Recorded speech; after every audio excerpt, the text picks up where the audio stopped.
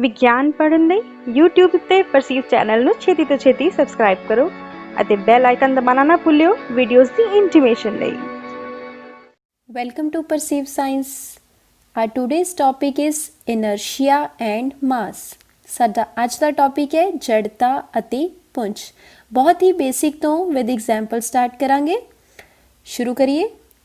We know that object has two states, either in rest or in motion. ਆਰਾਮ ਅਤੇ ਗਤੀ। Rest means does not change its position with time. Like the figure 1, motion means it changes its position with time. Like the figure 2, rest and motion are relative terms. ਇਹਨਾਂ ਦੋਨੋਂ terms ਤੋਂ ਬੇਟਾ ਅਸੀਂ Newton first law state ਕਰਾਂਗੇ। Newton first law states that body does not change its state either in rest or in motion until and unless we apply external force on it. Newton ਗਤੀ ਦੇ ਨਿਯਮ ਅਨੁਸਾਰ ਹਰੇਕ ਵਸਤੂ ਆਪਣੀ ਅਵਸਥਾ ਵਿੱਚ ਬਣੀ ਰਹਿੰਦੀ ਹੈ ਜਦੋਂ ਤੱਕ ਅਸੀਂ ਉਸ ਨੂੰ ਬਾਹਰੀ ਬਲ ਲਗਾ ਕੇ ਅਵਸਥਾ ਬਦਲਣ ਲਈ ਮਜਬੂਰ ਨਹੀਂ ਕਰਦੇ। ਸਿੰਪਲ ਵਰਡਸ ਬੱਚਿਓ ਅਸੀਂ ਕਹਿ ਸਕਦੇ ਹਾਂ body does not change its state by own। ਅਸੀਂ ਅਗਰ ਇਸ ਨੂੰ ਇਸ ਤਰ੍ਹਾਂ ਦੇਖੀਏ, if body in a rest wants to keep in a rest state, if body in a motion wants to keep in a motion state, ਅਗਰ ਵਸਤੂ ਆਰਾਮ ਵਿੱਚ ਹੈ ਤਾਂ ਉਹ ਆਰਾਮ ਵਿੱਚ ਰਹਿਣਾ ਚਾਹੁੰਦੀ ਹੈ, ਅਗਰ ਉਹ ਗਤੀ ਵਿੱਚ ਹੈ ਤਾਂ ਉਹ ਗਤੀ ਵਿੱਚ ਰਹਿਣਾ ਚਾਹੁੰਦੀ ਹੈ। ਕਿਉਂ ਬੇਟਾ? This is due to some property of the body। ਉਹ property body ਦੀ ਜੋ ਉਸ ਨੂੰ ਆਪਣੀ state change ਵਿੱਚ ਕਰਨ ਵਿੱਚ ਪ੍ਰਤੀਰੋਧ ਪੈਦਾ ਕਰਦੀ ਹੈ ਉਸ ਨੂੰ ਕੀ ਕਹਿੰਦੇ ਹਾਂ? ਉਸ ਨੂੰ ਕਹਿੰਦੇ ਹਾਂ ਬੇਟਾ inertia ਜਾਂ ਜੜਤਾ। So what is inertia? Inertia is the property of the body to resist the change in its state। ਵਸਤੂ ਦਾ ਉਹ ਗੁਣ ਜੋ ਉਸ ਨੂੰ ਆਪਣੀ ਮੂਲ ਅਵਸਥਾ ਵਿੱਚ ਬਣਾਈ ਰੱਖਦਾ ਹੈ ਅਤੇ ਉਸ ਦੀ ਅਵਸਥਾ ਵਿੱਚ ਪਰਿਵਰਤਨ ਦਾ ਵਿਰੋਧ ਕਰਦਾ ਹੈ ਉਸ ਨੂੰ ਅਸੀਂ ਜੜਤਾ ਕਹਿੰਦੇ ਹਾਂ। ਠੀਕ ਹੈ ਬੇਟਾ। ਜੜਤਾ ਯਾਨੀ ਕਿ inertia are of three types: inertia of rest, inertia of motion, inertia of direction। ਇੱਕ ਐਕਟੀਵਿਟੀ ਕਰਾਂਗੇ। ਮੇਰੇ ਕੋਲ ਬੇਟਾ ਇੱਕ ਗਲਾਸ ਹੈ, ਉਹਦੇ ਉੱਪਰ ਇੱਕ ਕਾਰਡਬੋਰਡ ਅਤੇ ਸਿੱਕਾ।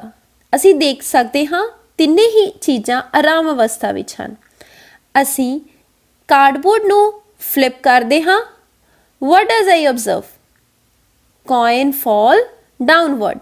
ਸਿੱਕੇ ਨੇ ਕਾਰਡਬੋਰਡ ਦੇ ਨਾਲ ਗਤੀ ਨਹੀਂ ਕੀਤੀ, ਉਹ ਨੀਚੇ ਡਿੱਗ ਗਿਆ। ਕਿਉਂ ਨੀਚੇ ਡਿੱਗ ਗਿਆ ਬੇਟਾ? this is due to inertia।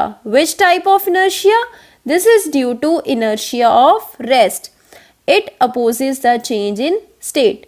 ਵਿਰਾਮ ਜੜਤਾ ਕਰਕੇ ਇਹ ਆਪਣੀ ਅਵਸਥਾ ਵਿੱਚ ਪਰਿਵਰਤਨ ਦਾ ਵਿਰੋਧ ਕਰਦਾ ਹੈ। Next example, what we see? A moving ball does not stop even the barrier is placed in her way। ਗਤੀ ਕਰਦੀ ਹੋਈ ਬਾਲ ਰੁਕਦੀ ਨਹੀਂ ਹੈ ਭਾਵੇਂ ਅਸੀਂ ਇਸ ਦੇ ਰਸਤੇ ਵਿੱਚ ਕੋਈ ਬੈਰੀਅਰ ਰੱਖ ਦਿੰਦੇ ਹਾਂ। ਕਿਉਂ ਬੇਟਾ?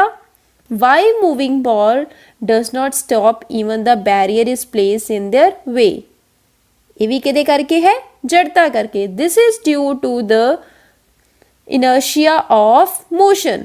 Ball tend to remain in the same state। ਗਤੀ ਜੜਤਾ ਕਰਕੇ ਬਾਲ ਸੇਮ ਅਵਸਥਾ ਵਿੱਚ ਰਹਿਣਾ ਚਾਹੁੰਦੀ ਹੈ, ਇਸ ਕਰਕੇ ਉਹ ਰੁਕਦੀ ਨਹੀਂ ਹੈ। Now we know that every object have inertia।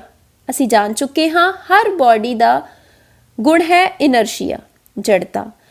Do all the object have same inertia? ਕਿ ਸਾਰੇ ਹੀ ਆਬਜੈਕਟ ਦਾ inertia ਸੇਮ ਹੈ? ਅਸੀਂ ਜਾਣਾਂਗੇ ਬੇਟਾ with example। Now I apply a same force with our hands on the cycle and the train and see which will easily move। ਬੇਟਾ ਮੈਂ ਸਭ ਤੋਂ ਪਹਿਲਾਂ ਟ੍ਰੇਨ ਤੇ ਫੋਰਸ ਲਗਾਈ, ਮੈਂ ਬਹੁਤ ਬਲ ਲਗਾ ਰਹੀ ਹਾਂ ਪਰ ਟ੍ਰੇਨ ਮੂਵ ਨਹੀਂ ਕਰ ਰਹੀ। Now let's try on a cycle। ਹੁਣ ਮੈਂ ਸਾਈਕਲ ਤੇ ਬਲ ਲਗਾਇਆ, what does I observe? Cycle ਗਤੀ ਕਰ ਗਿਆ। ਸਾਰਿਆਂ ਦੇ ਮਾਈਂਡ 'ਚ ਇੱਕ ਹੀ ਕੁਐਸਚਨ ਆਇਆ ਹੋਏਗਾ ਜੋ ਮੇਰੇ 'ਚ ਹੈ, ਕਿਉਂ ਸਾਈਕਲ ਗਤੀ ਕਰ ਗਿਆ? Because train is heavier than cycle, ठीक है। और we can say train has more mass than cycle, train ਦਾ ਪੁੰਜ ਸਾਈਕਲ ਦੇ ਪੁੰਜ ਨਾਲੋਂ ਜ਼ਿਆਦਾ ਹੈ, ਇਸ ਕਰਕੇ ਉਹ ਮੂਵ ਨਹੀਂ ਕੀਤਾ। ਇਸ ਨੂੰ ਸਮਝੋ, more mass means more difficult to change the state or to move, ਜਿੰਨਾ ਵਸਤੂ ਦਾ ਪੁੰਜ ਜ਼ਿਆਦਾ ਹੈ ਉਨਾ ਹੀ ਮੁਸ਼ਕਿਲ ਹੈ ਉਸ ਦੀ ਸਟੇਟ ਚੇਂਜ ਕਰਨਾ ਜਾਂ ਉਸ ਨੂੰ ਮੂਵ ਕਰਵਾਉਣਾ। ਤੇ ਬੇਟਾ ਇਸ ਨੂੰ ਅਸੀਂ ਇਸ ਤਰ੍ਹਾਂ ਵੀ ਕਹਿ ਸਕਦੇ ਹਾਂ, ਮੋਰ ਮਾਸ ਮੋਰ ਇਨਰਸ਼ੀਆ, ਕਿ ਜੇਕਰ ਬੋਡੀ ਦਾ ਮਾਸ ਜ਼ਿਆਦਾ ਹੈ ਉਸ ਦੀ ਜੜਤਾ ਵੀ ਕੀ ਹੋਏਗੀ? ਜ਼ਿਆਦਾ। ਜੜਤਾ ਕਰਕੇ ਹੀ ਉਹ ਆਪਣੀ ਅਵਸਥਾ ਬਦਲ ਨਹੀਂ ਰਿਹਾ। ਸੋ ਅਸੀਂ ਮਾਸ ਨੂੰ ਜੜਤਾ ਨਾਲ ਰਿਲੇਟ ਕਰ ਸਕਦੇ ਹਾਂ। ਮੋਰ ਮਾਸ more inertia, similarly less mass less inertia। so ਇਸ ਤੋਂ ਆਪਾਂ ਕਹਿ ਸਕਦੇ ਹਾਂ mass is a measure of inertia, ਜਿੰਨਾ ਕਿਸੇ ਬੋਡੀ ਦਾ ਮਾਸ ਹੋਏਗਾ ਉਨਾ ਹੀ ਉਸ ਦਾ inertia ਹੋਏਗਾ, ਜਿੰਨਾ ਕਿਸੇ ਬੋਡੀ ਦਾ ਪੁੰਜ ਹੋਏਗਾ ਉਨਾ ਹੀ ਉਸ ਦੀ ਜੜਤਾ ਹੋਏਗੀ। ਥੈਂਕ ਯੂ ਬੱਚਿਓ।